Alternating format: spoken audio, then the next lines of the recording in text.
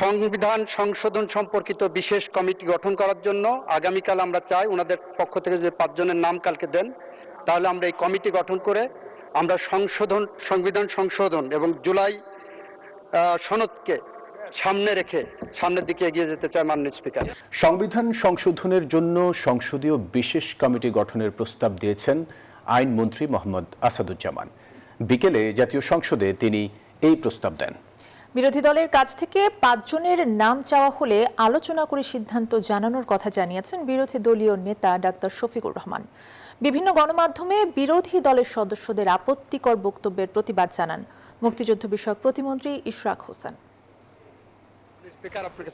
জুলাই সনদের আলোকে সংবিধানের কতটা সংশোধন হবে এই নিয়ে ত্রয়োদশ জাতীয় সংসদের প্রথম অধিবেশনের শুরু থেকেই বিরোধে জড়ায় সরকারি ও বিরোধী দল। অন্তর্বর্তী সরকারের 133টি অধ্যাদেশের মধ্যে 7টি অধ্যাদেশ 4টি বিলের মাধ্যমে বাতিল করা হয়, বাকি 13টি অধ্যাদেশ স্বয়ংক্রিয়ভাবে বিলুপ্ত হয়। সরকারের পক্ষ থেকে বারবার জুলাই সনদ বাস্তবায়নের প্রতিশ্রুতি দেওয়া হচ্ছে। অবশেষে সংবিধান সংশোধনের জন্য 17 সদস্যের সংসদীয় বিশেষ কমিটি গঠনের প্রস্তাব দেন আইনমন্ত্রী। Spanish digital print tiles, ATI tiles, এক টাইলসে জীবন পার। সংবিধান সংশোধন সম্পর্কিত বিশেষ কমিটি গঠন করার জন্য আগামীকাল আমরা চাই ওনাদের পক্ষ থেকে যে 5 জনের নাম কালকে দেন, তাহলে আমরা এই কমিটি গঠন করে আমরা সংবিধান সংশোধন এবং জুলাই সনদকে সামনে রেখে সামনের দিকে এগিয়ে যেতে চাই। মাননীয় স্পিকার, জানানো হয় সরকারি দল থেকে 12 জনের নামের তালিকা ইতিমধ্যে চূড়ান্ত করা হয়েছে। বিরোধী দল থেকে 5 জনের নাম চাওয়া হয়েছে। এই সময় বিরোধী দলীয় নেতা ডক্টর শফিকুর রহমান বলেন, আলোচনা করেই সিদ্ধান্ত জানাবেন তারা।